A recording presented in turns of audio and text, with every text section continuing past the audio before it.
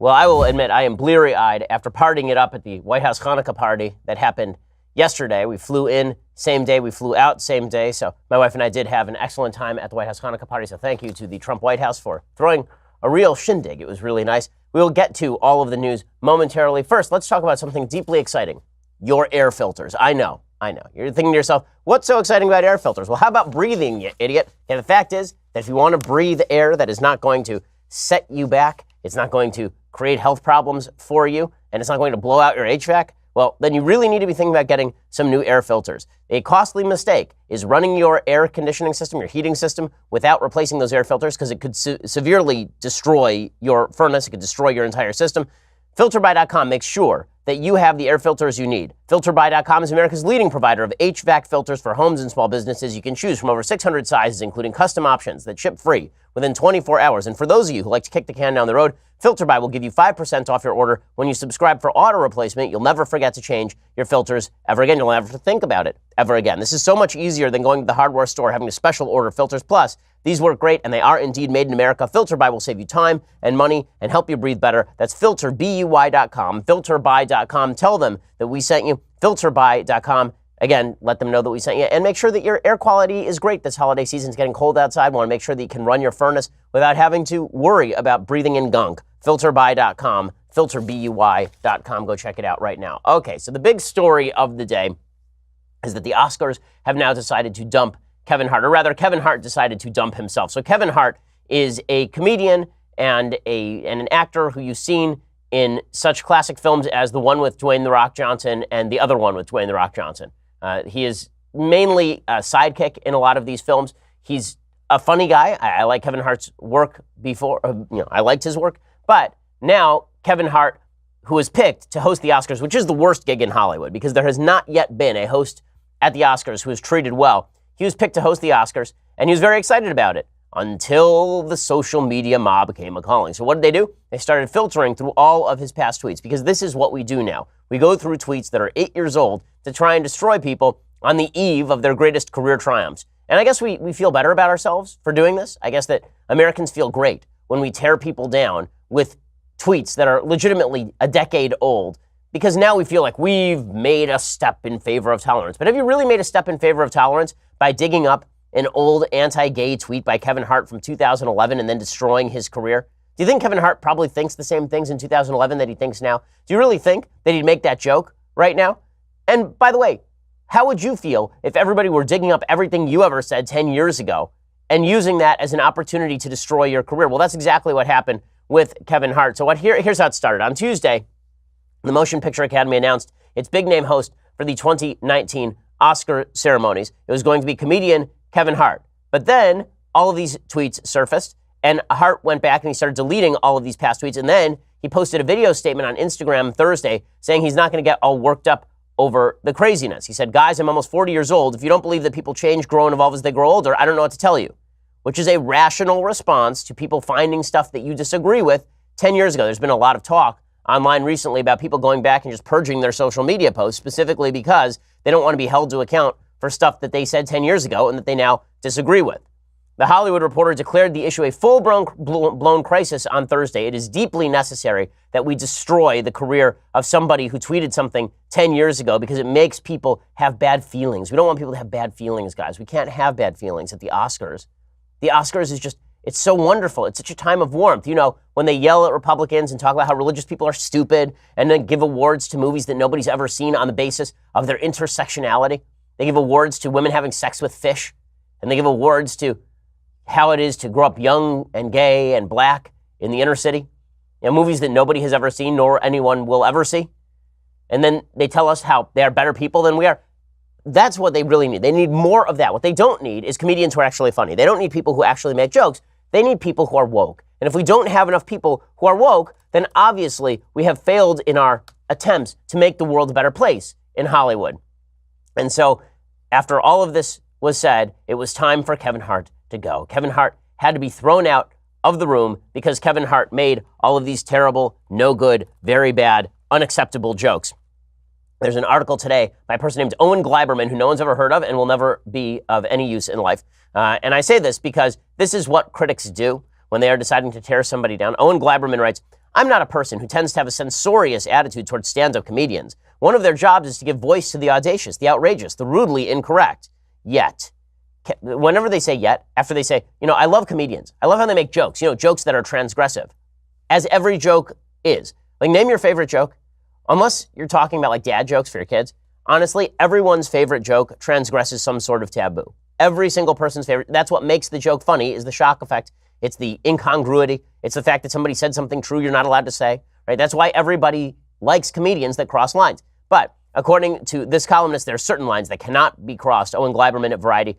Kevin Hart's comic tweets about the LGBTQ community, which consists basically of the aggressive flaunting of a lot of dumb and angry homophobic stereotypes. Here's one of them. Yo, if my son comes home and tries to play with my daughter's dollhouse, I'm going to break it over his head and say in my voice, stop, that's gay, can leave you with a slightly queasy feeling. First of all, if you think that's like the worst joke anybody ever told, let me ask you a question. Does anybody think that it was not a joke when he tweeted that? That he was legitimately going to go home and find a dollhouse and break it over his son's head? Does anyone think that was in Kevin Hart's heart when he said that? Or is it possible that he was just making fun of the stereotype? Or is it possible that he doesn't want his son to be gay, which, okay, you may not like that, but it's his kid. He says, yet most of the tweets date back 7 or 8 years, according to Variety. And no, it's not as if Hart should be banned from stand-up comedy or that we should now organize a boycott of The Upside, his upcoming buddy farce with Bryan Cranston. Yet Kevin Hart was not the right choice to host the 91st Academy Awards ceremony on February 24th, 2019. And so it's a good thing he's stepping down. Those tweets marked him as the wrong person, the wrong host, at the wrong time. Because 7 years ago, back when same-sex marriage was not legal across the country, he said a thing. My God, the thing that he said. Oh, okay. How woke are the folks in Hollywood? They're so woke that one of the movies that's now being considered an Oscar frontrunner is this movie called Green Book. Okay, nobody's going to see this movie. It's already failing at the box office because it is obviously Oscar bait. It is the story of basically a guy who didn't make The Sopranos. He's like an Italian mob reject who's driving a gay black man through the South in 1962. I know, riveting stuff. Now, you can't wait to see it, right? But this is perfect Oscar bait because it gets to say that Americans are simultaneously both rubes and good-hearted, both racist and wonderful, and that gay black people have so much to teach white Americans in every possible way, right? It's this kind of movie. Well, this movie was Oscar bait until Viggo Mortensen, who plays the Italian fellow, the Italian stereotype, until Viggo Mortensen went up on stage and he was talking about changes in the United States over the past 60 years. And he said there was a time in American history where people could casually use the word bleep. And the word bleep was the N-word. And he just said it. Oh no. Worst thing ever. He pointed out that there was a time when people said the N-word, but he said the N-word in pointing out there was a time people said the N-word. That means he probably likes to say the N-word. So we now have to make sure that this movie wins no Oscars. What I love is that Hollywood, in purging itself of anyone of a different viewpoint, of anyone who once made a joke, of anyone who makes a reference to something that happened in history, in purging themselves, they declare themselves tolerant and open-minded and empathetic. Here's what Owen Gleiberman over at Variety writes. This is the most publicity he will ever get, Owen Gleiberman. The Oscars are an awards show, but as much as that, they're a celebration of movies. And what exactly are movies about? This year, they're about spectacular heroism and the liberation of new voices. Black Panther. Yes, that's right. Black Panther is going to be nominated for Best Picture, which, come on. I mean, I like Black Panther. I gave it a good review. I enjoyed the movie. It was nominated for Best Picture. The Death of Stalin was not nominated for Best Picture. Black Panther is a B+, A- rate Marvel movie. And it's going to be nominated for Best Picture because woke. They're about love and heartbreak. A Star is Born, which is not going to win. They're about feminist desperation and delicious conniving. The Favorite, which is about lesbians in 1870s Britain or some such. They're about the intersection of a time and a place and a family in Roma. But what all great movies are about on some level is empathy. Yeah, because that's what I do. For me, when I decide to go out to a movie with my wife on Saturday night, what I say to her is, sweetheart, which movie do you think is the most empathetic? Let's go to that one. Not the one with the explosions, not the one with, Tom Cruise jumping into a moving helicopter or something. The one that I desperately want to see is the one that is most empathetic. That's my thing. And if a movie doesn't have deep empathy, I don't want to see it. I mean, it's the reason I love Taken. It's because of the empathy underneath Liam Neeson saying that he's going to find you and he's going to kill you. That's what I love most about Taken. It's the reason that I really love Lord of the Rings. It's about all the empathy. It's not about, the adventure or the plot or the character. It's about the empathy. And what's more, Hollywood is all about empathy. That's what they are. Owen Gladman says they have been and still are movies, the supreme vehicle for putting ourselves in the shoes of people who aren't us. To watch a great movie is to reduce that difference between the people on screen, whoever they might be, and the people in the audience to nothing. That, in a nutshell, is the miracle of movies. These days, it's all too easy to talk about black films or women's films or gay films or films for wizened retirees for Miami. But the glory of cinema is that no movie is for any one person at the expense of anyone else. They're all for everyone. They're not just about crossing boundaries. They're about melting them down. And that's why we have to melt Kevin Hart down into nothing and destroy his career. Because of empathy, guys.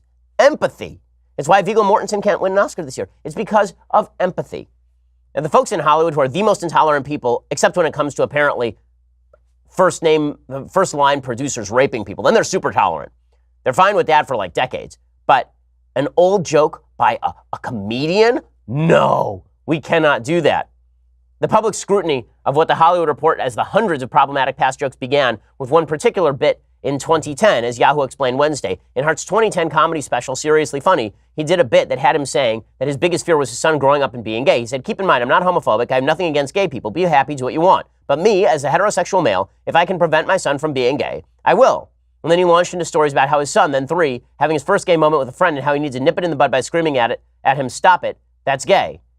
Hart has since spoken about the joke, saying that it was about his own insecurities as a parent, reiterating he's not homophobic, saying he wouldn't tell that joke today because when I said it, the times weren't as sensitive as they are now. That's really the issue, right? The joke is the exact same thing. It's just everybody is way more sensitive now.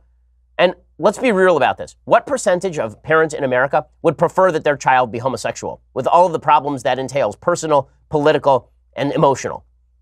Like, come on. He's a comedian. It's what he does for a living. But I guess we can't have any nice things anymore. GLAAD has sprung into action. They contacted the Academy, and we'll get to Kevin Hart's abject apology in just one moment. Then we'll talk about who really should host the Oscars in just 1 second. But first, let's talk about that dirty mouth of yours. I'm not talking about your curse words. I'm talking about the fact that you haven't been cleaning your mouth properly with a good toothbrush. Okay, this year, when you're thinking about a gift to get somebody, I know you're not thinking, maybe I should get that person a toothbrush. But the truth is that the Quip electric toothbrush is one of the most gift-guided gifts of the season, and here is why. It is perfect for everyone with a hole in their face, with a mouth, and it's something that they will use twice every day, and it is useful. It's better than that piece of crap that you get from one of those weird novelty companies that the person tosses in the back of the closet and then hands back to you 7 years from now. It has sensitive sonic vibrations, gentle enough on your sensitive gums, a built-in timer with guiding pulses to remind you when to switch sides. I use Quip electric toothbrush. It is fantastic. Quip makes holiday travel clean and easy with a multi-use cover that mounts to mirrors and unmounts to slide over the bristles for on-the-go brushing. Quip doesn't require a clunky charger. It runs for 3 months on one charge, which is awesome. And you can even give the gift prepaid refills for a year to make sure that they are never using old, worn out, or ineffective brushes because they can be delivered on a dentist recommended schedule every 3 months for just $5. I love Quip. A lot of folks in the office use Quip. My wife uses Quip as well. It is fantastic and does make a great gift and a useful gift. Quip looks like a big ticket tech gift with a stocking stuffer price. It starts at just $25. And if you go to getquip.com/Shapiro right now, you get your first refill pack for free with a Quip electric toothbrush. But you don't have to tell your giftee that at all, right? You can just pretend that you paid for it. That's your first refill pack free at getquip.com/Shapiro. Getquip.com/Shapiro. Go check it out right now. Okay, so Kevin Hart finally quit, and here is what he had to say about this. Here is his explanation. So I just got a call from the Academy, and that call basically said, Kevin, apologize for your tweets of old, or we're going to have to move on and find another host. Talking about the tweets from 2009, 2010. I chose to pass. I passed on the apology. The reason why I passed is because I've addressed this several times. This is not the first time this has come up. I've addressed it. Regardless, Academy, I'm thankful and appreciative of the opportunity. If it goes away, no harm, no foul. Okay, but then he came out later, and he did, in fact, issue an apology and then said that he would step away from this because he understood. I'm sure he got calls from his agents telling him that he needed to step away or the gay and lesbian alliance against defamation would destroy his career. Here's what he tweeted. I have made the choice to step down from hosting this year's Oscars. This is because I do not want to be a distraction on a night that should be celebrated by so many amazing, talented artists. I sincerely apologize to the LGBT community for my past insensitive words from my past. Oh, great. Well, I guess the world is back to normal. Everything's great. Kevin Hart isn't hosting the Oscars. Good job, everybody. World saved. You guys fixed everything in Hollywood. Congratulations. All I can say is hashtag Oscars so white. So, well done, everyone.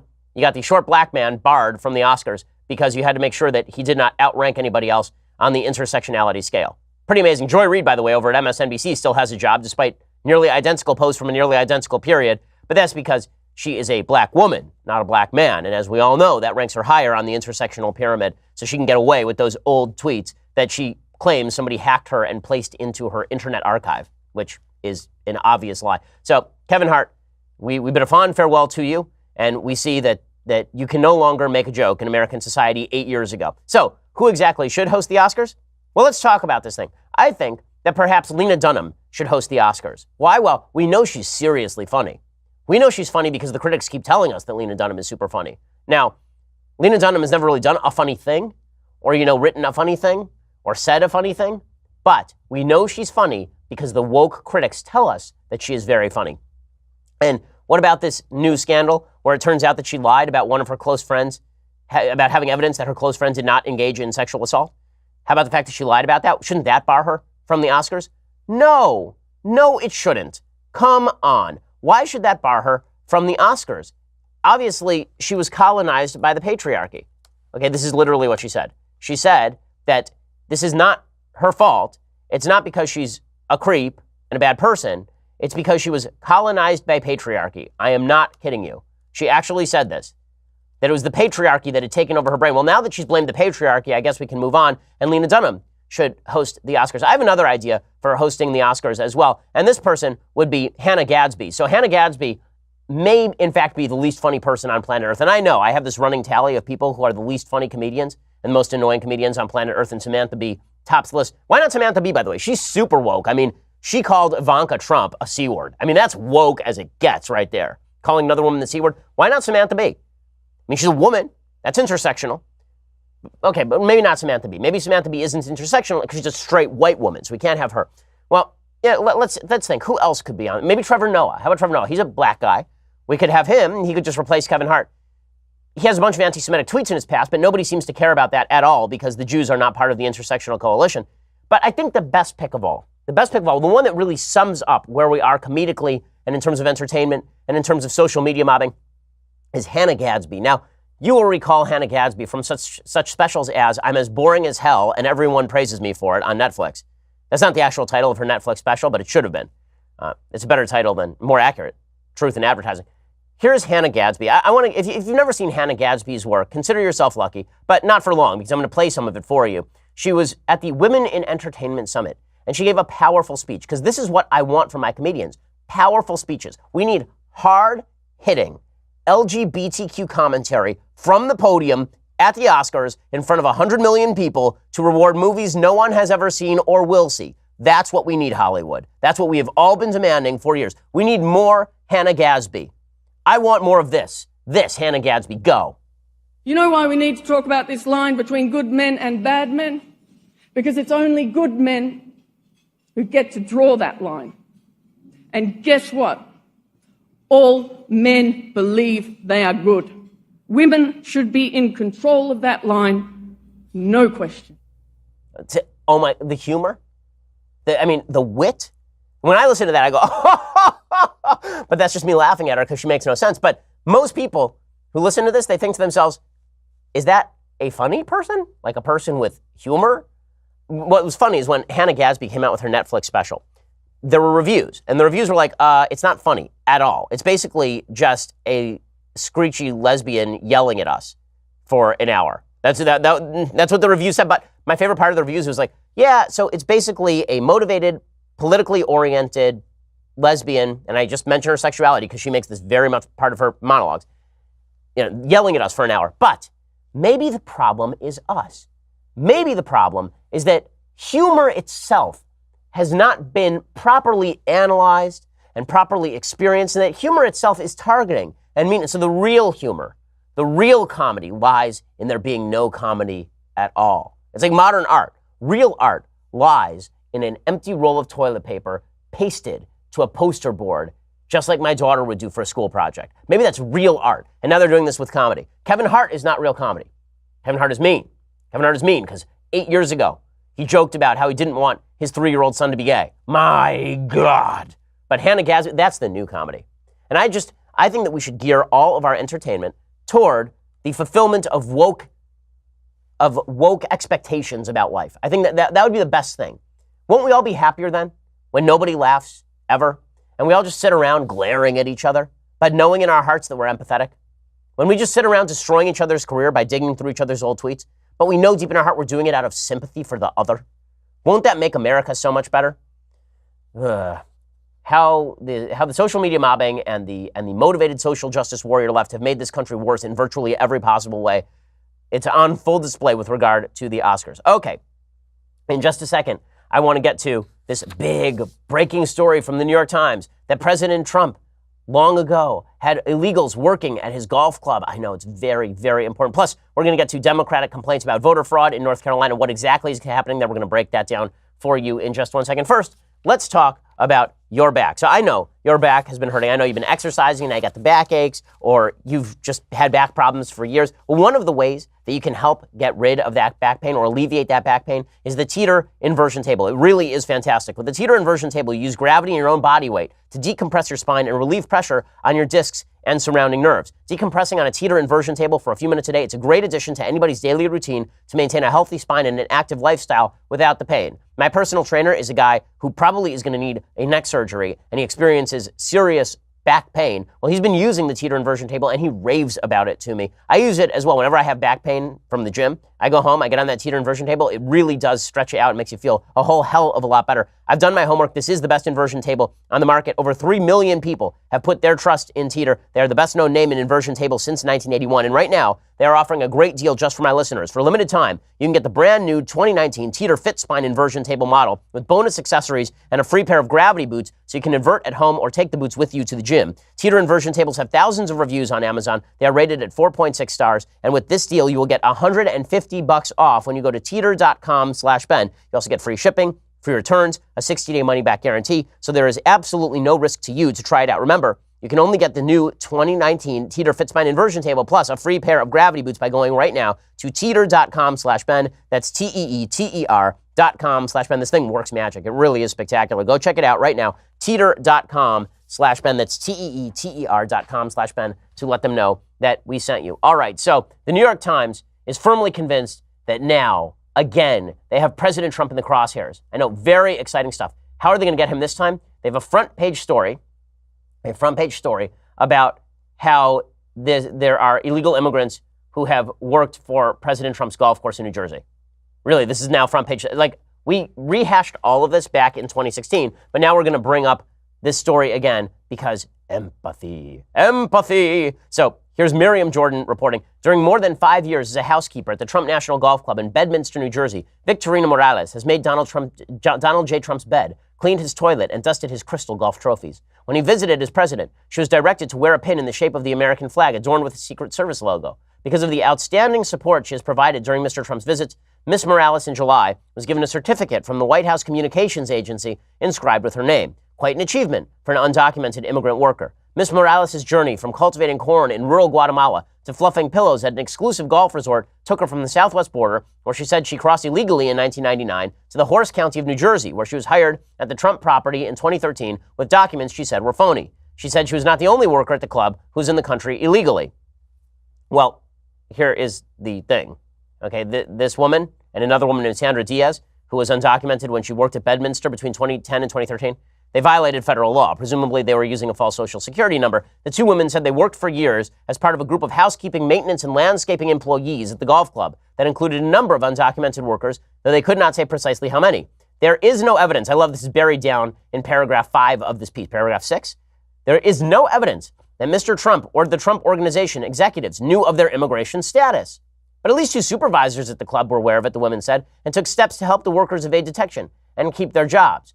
This whole article is designed to yell at President Trump because he's harsh on illegal immigration, because there were illegal immigrants who worked for him. Ooh. Now, first of all, I'm from California. That means that I know almost no one who has not had an illegal immigrant work for them.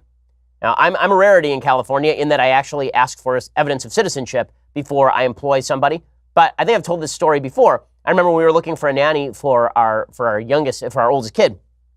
And we used an agency to try and find a nanny. And we said straight at the beginning, we need somebody who is an American citizen. And one of the women who interviewed, really nice lady who obviously just wanted to be here to work. And at the end of the interview, we said, we're interested in hiring you. What do your papers look like? And she said, oh, I don't have papers. I'm undocumented. I felt really terrible about it, obviously, because this is obviously a good person who is trying to just make a living.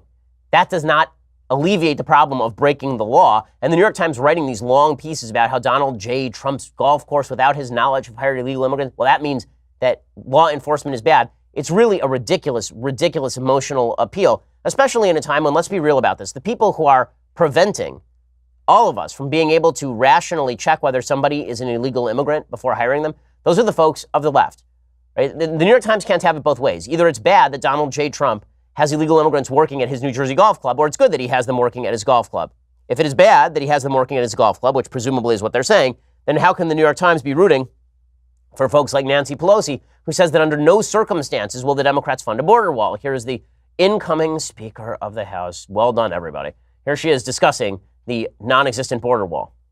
Most of us, speaking for myself, consider the wall immoral, ineffective, inexpensive, and the president said he promised it. He also promised Mexico would pay for it. So even if they did, it's immoral still, and then they're not going to pay for it. So we have a responsibility, all of us, to secure our borders, north, south, and coming in by plane on our coast. We have a responsibility, coast, north, but nobody's south, going to do it. North, south, east, west. Yeah, she's really with it, Nancy Pelosi. North, south, east, west, from every direction, from on top, digging tunnels on the bottom. And Chuck Schumer also was criticizing President Trump for being harsh on the border. He says that President Trump is risking a government shutdown with his temper tantrum over border funding. We don't want to see the government shut down over Christmas, even though President Trump seems to brag that he wants one. The only way, the one and only way, we approach a shutdown is if President Trump refuses both of our proposals and demands $5 billion or more for a border wall. Okay, so solid stuff from the Democrats, who are simultaneously complaining that illegal immigrants are working at Trump's golf course and then ensuring that illegal immigrants can work at President Trump's golf course. Speaking of abiding by the law, the Democrats are very upset over what looks like pretty obvious election fraud in North Carolina's 9th Congressional District. There's a piece over at BuzzFeed News today about a guy named Chris Eason. He's 47 years old, not registered to any political party, and he works in construction. He's into camping and boating and has lived in this rural town most of his life. What Chris Easton does not do is vote. I just don't vote. I don't believe in it. Do nothing but lie anyway, Eason told BuzzFeed News about politicians. But technically, Eason does vote. He's just not the guy casting the ballot. Eason told BuzzFeed News he signed a blank absentee ballot in the now contested November 6th general election, didn't actually pick any candidates, and then handed the unsealed ballot to the man at the center of an unfolding election fraud scandal, a guy named McCrae Dallas. Sure enough, public records show his absentee ballot ended up signed, sealed, and witnessed to the County Board of Elections with Eason's name on it.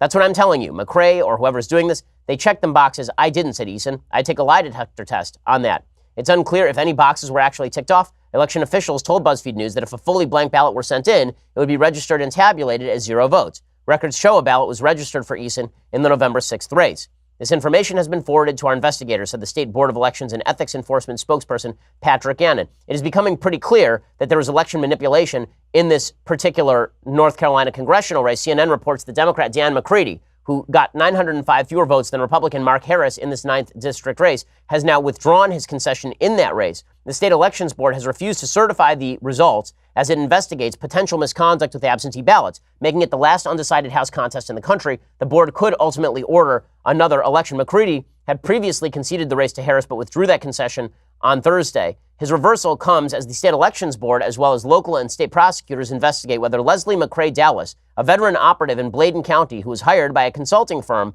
the Harris campaign paid $400,000, altered absentee ballots or collected them from voters but never turned them in. Dallas earned more than $23,000 working on 6 campaigns dating back to 2010, and in most of those races, Dallas candidates received a disproportionately higher percentage of absentee votes in Bladen County. What was happening? Well, apparently, McCrae Dallas was going around and collecting absentee ballots from people like at their door and then filling them out as he pleased or discarding them as he pleased. This is the allegation, and then turning them in to screw with the voter counts. Earlier on Thursday, North Carolina Republican Party Executive Director Dallas Woodhouse told CNN he would support a new election if the election board proves allegations of fraud are true and impacted the outcome of the race. He said, "We're not ready to call for a new election yet. I think that we have to let the Board of Elections come show their hand if they can show this conceivably could have flipped the race in that neighborhood." So who is this shadowy operative? Who is Leslie McCrae Dallas? Well, according to the media, he is a Republican operative. And he's an operative of the Republican Party who is seeking to skew elections purely on behalf of Republicans, on behalf of Mark Harris. And that's what is happening here. But there are some problems with that particular claim. We'll get into Dallas's record and also concerns about voter fraud suddenly cropping up. Amazing. When Republicans worry about voter fraud, it's obviously fictitious. When Democrats worry about voter fraud, it is obviously Republicans who are in favor of it. We'll get to that in just 1 second. First, let's talk about your ancestry. So there's an article yesterday in the New York Times that Elizabeth Warren had basically destroyed her political career on the shoals of taking a genetic test showing that she was whiter than Wonder Bread. That is probably true. But you too can find out whether you are in fact as Native American as Elizabeth Warren. All you have to do is go over to 23andMe. Now through December 25th, the 23andMe DNA kits are on sale. These things are fun and they give you more information about yourself. I, for example, thought that I was 100% Ashkenazi Jewish. This was confirmed by 23andMe. That's right. I'm of pure bloodlines stretching back hundreds of years in Litvak Jewry.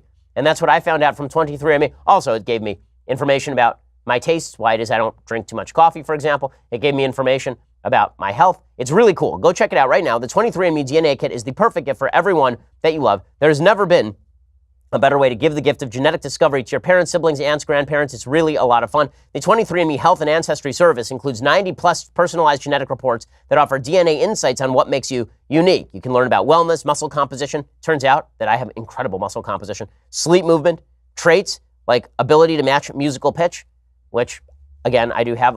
Listen, I am a stud, and I just found that out from 23andMe. You can find out whether you are similarly studly by checking out 23andMe right now. And now through December 25th, you get 30% off any 23andMe kit. Order your DNA kit at 23andme.com/Shapiro. That's the number 23andme.com/Shapiro. And then mail your results to Elizabeth Warren if it turns out that you have more of a claim to tribal ancestry than she does. 23andme.com/Shapiro. 23andme.com/Shapiro. Go check it out. And with that /Shapiro, you get 30% off any 23andMe kit. Go check out your DNA kit today by doing so. Also, make sure you go over and subscribe over at dailywire.com. I know, you've been holding off on it, but now is not the time to be stingy. Now is the holiday season. Buy your friend, your family, the gift of Daily Wire, because there's so many good things that you get when you do. Coming up in just a couple of weeks here, right? It's already December 7th. Coming up in just 3 weeks, you're going to be able to get 3 hours of this show a day. I know, you can barely handle 1 hour of this awesomeness. Wait until there are 2 more hours that only you can see, because if you don't subscribe, you're not going to see it. It's our live radio show that we're going to be doing beginning next year. So that is all awesome stuff. Plus, you get all sorts of other goodies. You get the rest of this show live. You get the rest of Klavan's show live and Knowles' show live. And don't miss Andrew Klavan's next chapter of Another Kingdom, performed by Michael Knowles. I don't know why it's performed by Michael Knowles, but we have to employ him somehow. Today, we'll be live streaming the first 15 minutes of episode 9, titled Orozco. Head on over to dailywire.com and subscribe to watch the full episode and get early access to upcoming episodes every Monday. The art is really cool. It's a really new and innovative concept in narrative storytelling. Go check it out right now at dailywire.com. Also, for $99 a year, you get all those great things and this. The very greatest in beverage vessels. I told you when I returned to Los Angeles that this would immediately activate. It would deactivate the cloaking device, and now you could see in its full-fledged glory the leftist Tears hot or cold tumbler. Here it is. Feast your eyes upon it, and then mourn, for you do not have one unless you subscribe. Go check it out right now. Please subscribe over at SoundCloud and iTunes as well, so you can get our Sunday specials, which come out each and every Sunday with a prominent thinker and a prominent political personality or cultural personality. It's a lot of fun. Go check it out. We are the largest, fastest growing conservative podcast in the nation.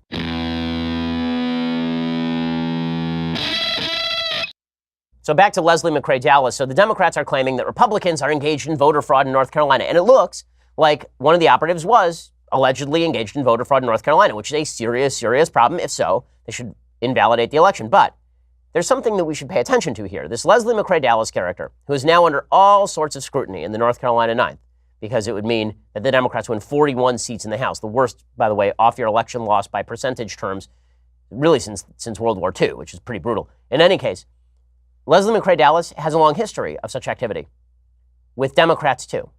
The problem is when Republicans complained about it, Democrats and the media ignored it. And Mr. Dallas has a felony record and a history of financial fraud, and his workers sparked what slowly swelled into another bitter electoral impasse in a state that seems perpetually engulfed by them.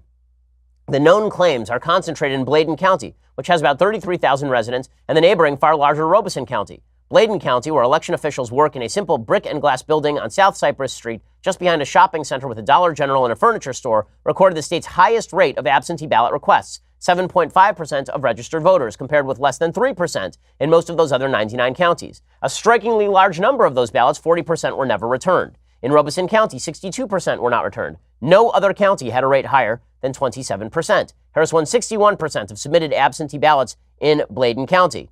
Well, it turns out that Leslie McCrae Dallas has a long history of working with various campaigns. Various and sundry campaigns. State records show that beginning in 2009, at least 7 Democratic and Republican candidates paid him for work in local and state races, including campaigns for the legislature, district attorney, and county sheriff. Separately, campaign finance records in Mecklenburg County showed that Mr. Dallas worked for a city council candidate in Charlotte, the state's largest city.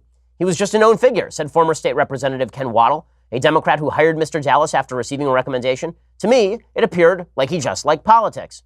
Mr. Waddell had no complaints about Mr. Dallas's integrity during the campaign, but recalled disagreements about where to place signs in the district. Years earlier, though, Mr. Dallas's character had come into question after one of his employees died in an automobile accident. The Fayetteville Observer reported in 1991 that Mr. Dallas and the woman he eventually married had, after the employee's death, taken out a 6-figure life insurance policy in the man's name by forging a signature and backdating a document. Dallas listed himself as the primary beneficiary and then collected benefits. He was eventually sentenced to a short prison term, and now it turns that he was engaged in political fraud. But after prison, Mr. Dallas pursued a life in politics. As a Democrat, he sought a seat on the local school board in 2014 and was defeated in a primary. He was unaffiliated when he ran for the Soil and Water Conservation District Board in 2016. He switched his party registration to Republican after the election. In other words, this is just a bad guy with bipartisan ties. The media only cover it when Republicans are implicated.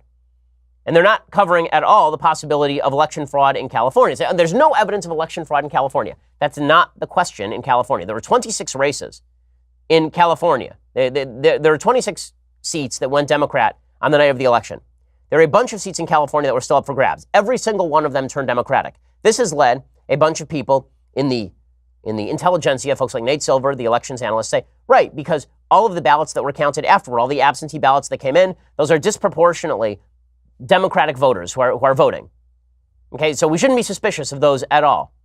Well, I'm a little suspicious, not that there are people who are necessarily forging ballots, although we don't know, because you don't know until you know, but I am suspicious of a procedure that makes room for exactly that sort of fraud. According to Andrew O'Reilly over at Fox News, despite holding substantial leads on Election Day, many Republican candidates in California saw their advantage shrink and then disappear as late arriving Democratic votes were counted in the weeks following the election. While no hard evidence is available, many observers point to the Democrats' use of ballot harvesting as a key to their success in the elections. Now, regardless of whether you think that election fraud took place in California, this is an awful law.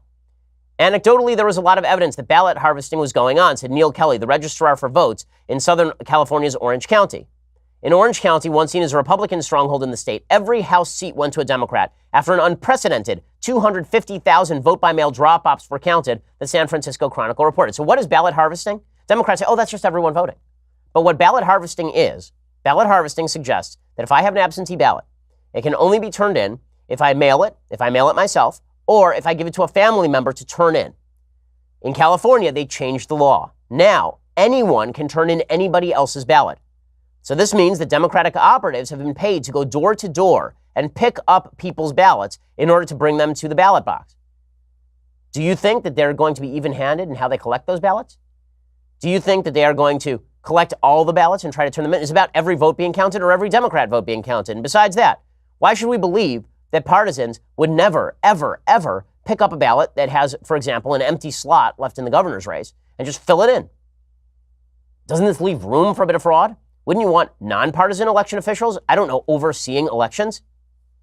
According to Neil Kelly, the registrar of voters, he said people were carrying in stacks of 100 and 200 of them. We had multiple people calling to ask if these people were allowed to do this. 2 years ago, California Governor Jerry Brown signed into law AB 1921, which legalized the so-called practice of ballot harvesting. That's exactly what I was talking about before. Democrats in the state argued that the bill was meant to make it easier for people to vote. But this seems kind of weird to me. Doesn't it seem weird to you? But it's not weird because obviously, when Democrats engage in ballot harvesting, there's no possibility of fraud. It is only when a clear fraud is shown on behalf of a Republican, then we have to worry about voter fraud. Otherwise, we just have to pretend that there is no problem whatsoever in any of this in our elections. Integrity is just magic. It's just great. Everything is just fine. Except, of course, it probably is not just fine. Okay, meanwhile, there has been a lot of talk in recent days about the supposed election ridiculousness that is happening in the aftermath of Republicans losing the governorship in Wisconsin. A lot of talk about how the Republicans in Wisconsin are restricting the ability of the governor to do things in Wisconsin now that there's a Democrat in charge of the governor's house in Wisconsin. People say, oh, look at this is election fraud. This is tyranny. It's tyranny. It's not tyranny. If you don't like what the legislature is doing, legally speaking, you know it is a great way to stop them from doing it. A great way to stop them from doing that is to, I don't know, elect Democrats to the legislature. Noah Rothman has a good piece over at Commentary Magazine today. He says, have you heard there's a coup underway in Wisconsin? With the Democrats set to retake the state house in January, Wisconsin Republicans convened a lame duck session of the legislature with the intention of passing a series of bills aimed at curbing the new governor's authority. The measures cover a range of activity. There's transferring the power of appointments to an economic development board back to the legislature, prohibiting the governor from banning guns in the state capitol, and unilaterally withdrawing from the state legal challenges to Obamacare without legislative consent. And so people are like, oh my gosh, look at them. They're trying to curb the power of the governor. Except that this stuff has been happening for years. This has been happening for years. As Case Western University law professor Jonathan Adler helpfully reminded American political observers in 2016, attempts by partisan legislators to handcuff incoming executives of the other party is practically tradition in North Carolina. When the governor's mansion changed hands in 72, 84, and 88, legislative Democrats were behind the effort to rein in the new Republican governor's appointment power. And that's not just in North Carolina. Following a statewide electoral rebellion against New Jersey Governor Jim Florio in 1991, the Democratic Party lost control of both legislative chambers. On the eve of decennial reapportionment, and with New Jersey set to lose a congressional seat, that would have left Republicans in control of the federal redistricting process. So legislative Democrats spent the lame duck session ceding legislative redistricting authority to an independent commission. When Republican Bruce Rauner won an upset victory over Illinois Governor Pat Quinn, legislative Democrats moved in the lame duck to truncate the length of the term to which the governor could appoint a comptroller. Had former Massachusetts Senator John Kerry been elected to the presidency in 2004, Governor Mitt Romney would have been legally obliged to appoint his replacement to the U.S. Senate. That replacement presumably would have been a Republican. The Democrats in the state legislature couldn't have that, so they overrode Romney's veto and stripped his office of senatorial appointment power in Massachusetts. So all this talk, oh, look at this, these power grabs, they're so undemocratic. You know what actually happens when these power grabs happen? Either the people are unhappy with them and then they backlash against the legislature, or they are not unhappy at them. And this whole thing is just insane. Okay, the fact that normal politics, as it operates, is a business in which people break each other's heads, but that we only as a media pay attention to when one side's head is broken is really absurd in every possible way. It's really ridiculous. Okay, now I do want to make a quick comment on the Justice Reform Bill, the criminal justice reform bill that is now moving its way through the Senate. There are a lot of questions about whether this thing should pass or not. I will admit to being conflicted about it. I have friends on both sides of this particular debate politically. And by nature, I'm somebody who likes to see criminals stay in jail for longer. I'm not a big believer that releasing criminals from jail tends to end with them in happy jobs, because just generally the recidivism rates for people, particularly in federal prison, are extraordinarily high. With that said, is there a case to be made that people are being kept in prison for too long for nonviolent crimes, for example, after showing evidence of good behavior? I think there's a case to be made with regard to that. I just think that we ought to be very wary about who we release from these prisons. With that said, the First Step Act seems to be a moderately drafted bill. The debate over the bill is basically between two sides. One that says we can't allow governors more capacity to let prisoners out of prison, and another side saying, well, we do need to make provision for people who have participated in good behavior. Mike Lee is on one side, Tom Cotton is on the other. Tom Cotton says that the First Step Act is bad. He says that instead of early release, proponents say it merely provides incentives for inmates to participate in programs, but he says this is nothing but a euphemism. If the bill is passed, thousands of federal offenders, including violent felons and sex offenders, will be released earlier than they would be under current law. Mike Lee says that's not true. The governor and the wardens of the particular prisons, they have to determine, usually the wardens and the parole officers have to determine that somebody is nonviolent before these people can be released back into society, which is generally how this stuff works anyway. It just makes them easier to do all of this. I'm not averse to the idea that if people have paid their debts to society, they should be let out of prison. I am deeply wary of changes made to the criminal justice system that make it easier for wardens to unleash criminals back into society in order to save money on budgets, for example. And I know there are folks who are skeptical that that will happen. I live in California. The governor did it here. So I'm not quite as skeptical that there won't be political actors who seize on federal legislation to try and let people out of prison as early as possible and then hide the crime statistics, which is what's happened in California. Okay, time for a bit of mailbag. So let's see what we got here. Grace says, hi, Ben. I really enjoyed the Sunday special conversation you had with Pastor John MacArthur.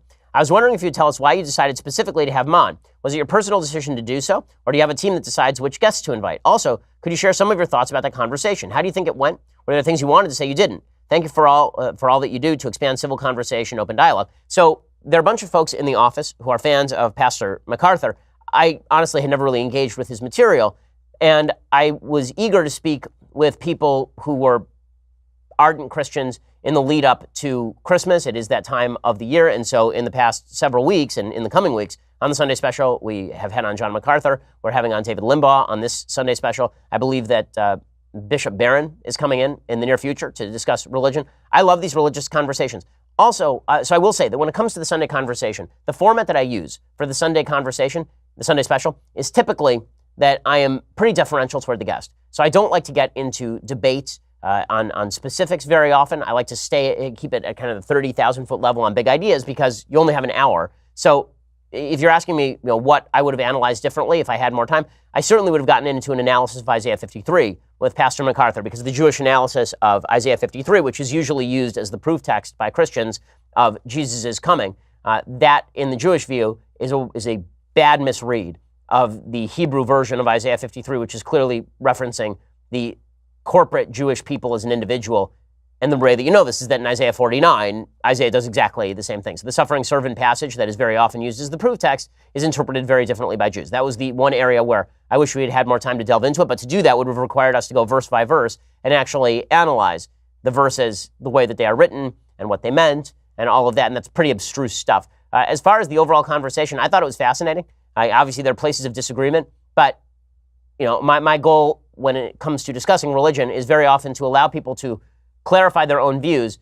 And if I'm going to argue, the purpose of the argument is to allow that clarification to happen, not for me to defeat anyone in that particular argument. Joshua says, hey, Ben, intersectionality is one of the biggest things people like you, Jordan Peterson, and Dave Rubin all raise awareness of and try to fight. My question is, when did the idea and name intersectionality first come about? Love the show and all your speeches. Can't wait to hear you speak in D.C. next month. Thank you. I appreciate it. I'm speaking at the March for Life next month. So when it comes to the philosophy of intersectionality, that philosophy really begins in the 1960s, where a lot of folks on the left basically suggested that American society was deeply racist, sexist, bigoted, homophobic, and that the only way to fight back against those structures was to band together in a coalition of the dispossessed. Gloria Steinem wrote that women and other victimized groups could not actually achieve self-esteem in the current system. She wrote that instead, victims would have to bond, quote, with others who share similar experiences, from groups of variously abled people to conferences of indigenous nations, bonding with others in shared power, taking one's place in a circle of true selves. Right? This was the idea of the left. The term itself was coined by a woman named Kimberly Crenshaw of Columbia University, and she came up with the term to describe this coalition of victims. It was called intersectionality. What she said was that human beings are members of various groups, racial groups and gender groups and religious groups and sexual orientation groups, and we can describe their lived realities by referring to the intersection between these groups. So, you're not an individual, you are a white heterosexual Christian male. Or you're not an individual, you're a black, female, lesbian, Muslim. And these are different realities. Each one of these group identities is a different reality, and they intersect, and that's what creates you.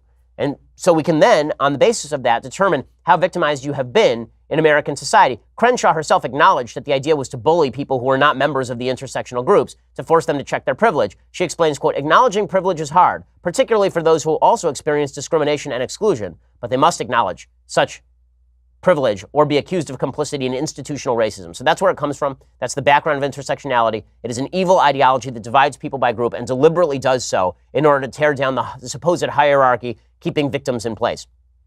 Carlos says, should the U.S. do anything about Venezuela? Well, first of all, we should ratchet up whatever sanctions we can on Venezuela. It depends. When it comes to purely humanitarian interventions, the question is always cost and benefit. Let's say that we could depose the Maduro regime in Venezuela with very little cost. Should we do it? Sure. Yeah, it depends on the level of cost. Should we have a plan for what happens afterward? Yes. When you have a country in relatively close proximity to your own that is collapsing into people eating dogs on the street and dying of starvation, if you can help, then you should, because these things tend to have externalities, including mass immigration into the United States. But that does raise the question of what the costs and the benefits are, and if we're not aware of those costs and benefits of intervention, you can easily get sucked into being the quote-unquote world's policeman. Matthew says, Ben, why are non-natural born citizens not allowed to be president, but are allowed to be in the legislature? Well, this is, originally the idea here was that we wanted natural born citizens to be president because we wanted people to have a sort of innate love of the land. We wanted them to grow up here. We didn't want people who were immigrants coming here at age 37 becoming president at age 39 because they didn't sort of imbibe the social fabric of the United States. I think the argument still holds. I'm not sure that it holds quite as much now as it did back in 1789 when immigration was basically a question of, were you born? There was such a division. I mean, historically speaking, there was a division between people who were new immigrants to the United States after the Revolutionary War and people who had immigrated to the United States and been part of a historic conflict with the mother country. Because it turns out that in those days, most of the people immigrating were still coming from a mother country that had just fought a war with the people who were in the United States. I think there was a lot of fear that a new immigrant would come here and then you'd get basically a Tory reconciliation with the crown. Let's see. Michael says, hey, Ben, I live in Birmingham, Alabama. We had a shooting recently at a local mall. At a local mob. Protesters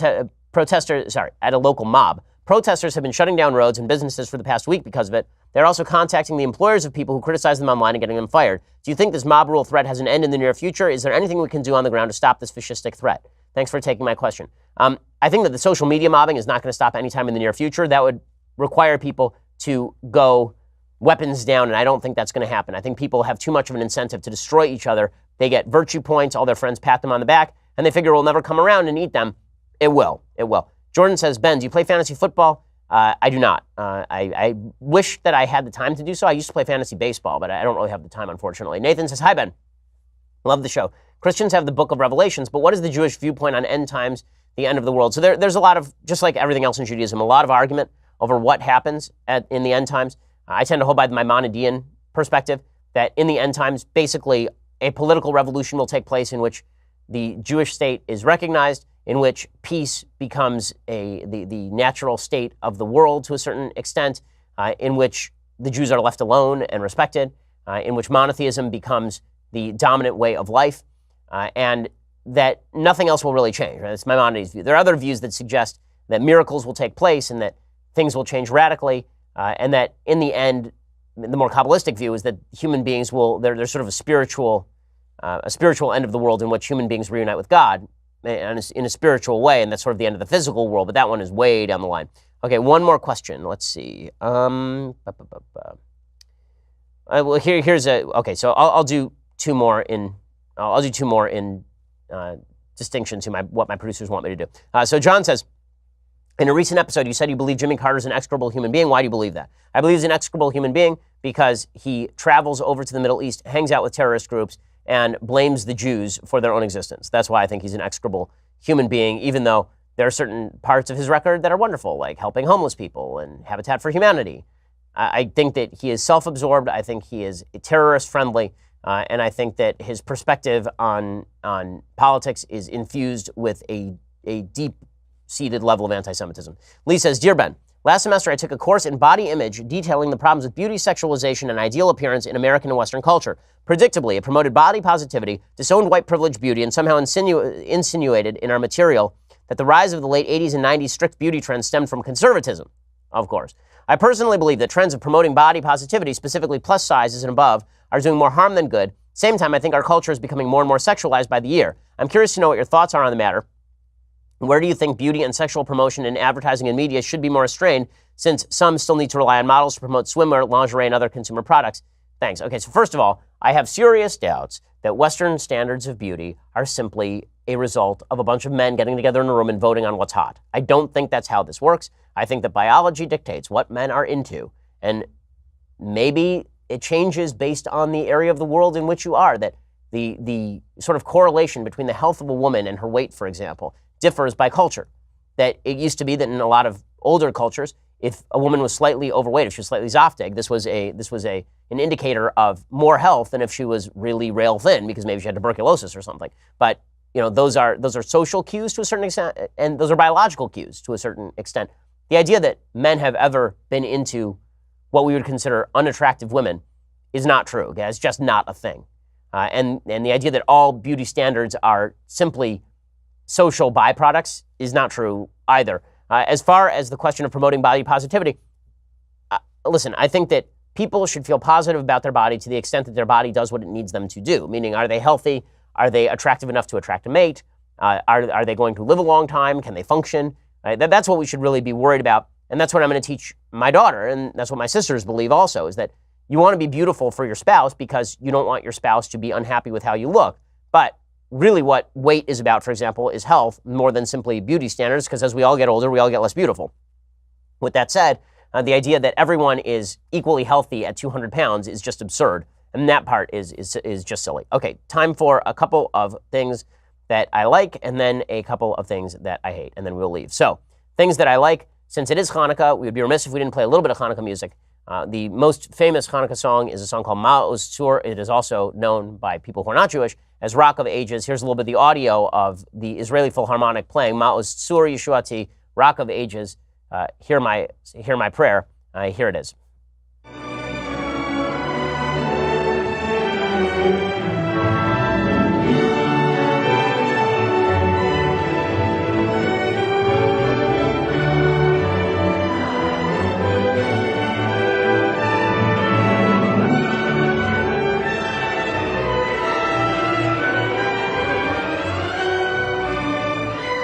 Now, it's a beautiful tune, and the actual lyrics are hardcore. Okay, the actual lyrics to Ma'oz Tzur, hardcore lyrics. O mighty stronghold of my salvation, to praise you is a delight. Restore my house of prayer, and there we will bring a thanksgiving offering. So far, so good. When you will have prepared the slaughter for the blaspheming foe, then I shall complete with a song of hymn the dedication of the altar. Reminding you, Hanukkah was about a war, so that was a thing. And then it keeps going and talks about the history of the Jewish people. It talks about the Purim story. It talks about the story about the days of the Hashmonaim, the Hasmoneans. Greeks gathered against me then in the Hasmonean days. They breached the walls of my towers. They defiled all the oils. And from the one remnant of the flasks, a miracle was wrought for the roses. Men of insight, 8 days established for song and jubilation.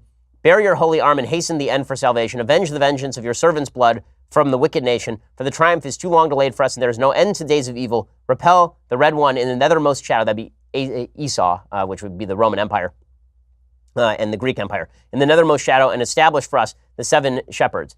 So that's some mystical connotations at the end about the coming of the Messiah. Okay, time for a quick thing that I hate, and then we'll get out of here for the weekend. So the stupidest thing that I've seen this week, and there have been a lot of stupid things, a male a cappella group at Princeton University has pulled a Disney movie song from its act. What was the Disney movie song? You can guess. It was Kiss the Girl.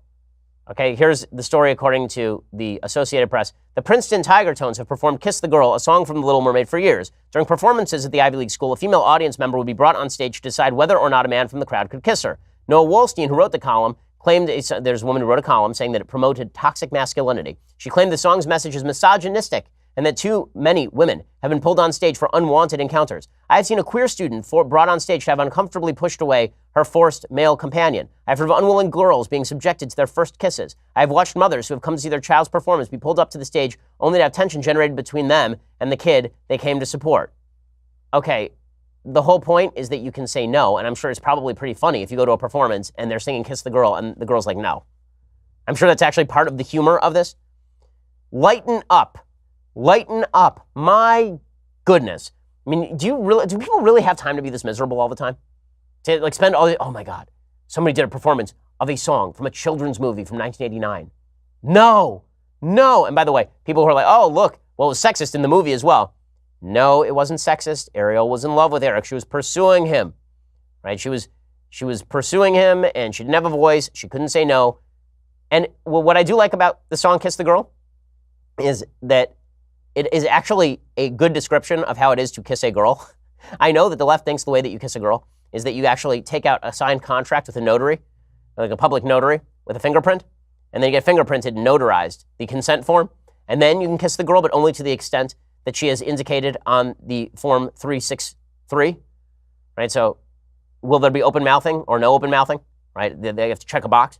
That's not actually how things work, you dolts. Okay, so making life more miserable every day. Speaking of making life more miserable every day, a Cleveland radio station has now pulled the Christmas date rape song, Baby It's Cold Outside. I know this has become a common complaint now for folks on the left that the lyrics to Baby It's Cold Outside are about women being raped. It's a creepy rape song. No one for 50 years thought it was a creepy rape song. Nobody was in their basement going, baby, it's cold outside. Now I'm going to go kidnap a girl and rape her. What in the absolute F? I mean, it's so ridiculous and so insane. The Star 102 midday host said in an interview, people may say, oh, enough with the Me Too, but if you really put that aside and listen to the lyrics, it's not something I would want my daughter to be in that kind of situation. Okay, well, I'm glad that radio stations have decided to ban all rap music forever. I'm glad they have decided to ban every other rock song that's ever been written.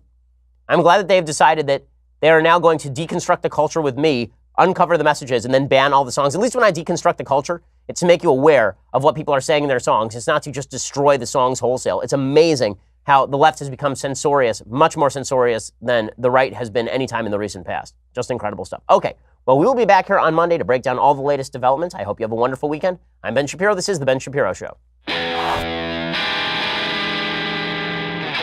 The Ben Shapiro Show is produced by Senya Villarreal, executive producer Jeremy Boring, senior producer Jonathan Hay. Our supervising producer is Mathis Glover, and our technical producer is Austin Stevens. Edited by Alex Zingaro. Audio is mixed by Mike Caramino.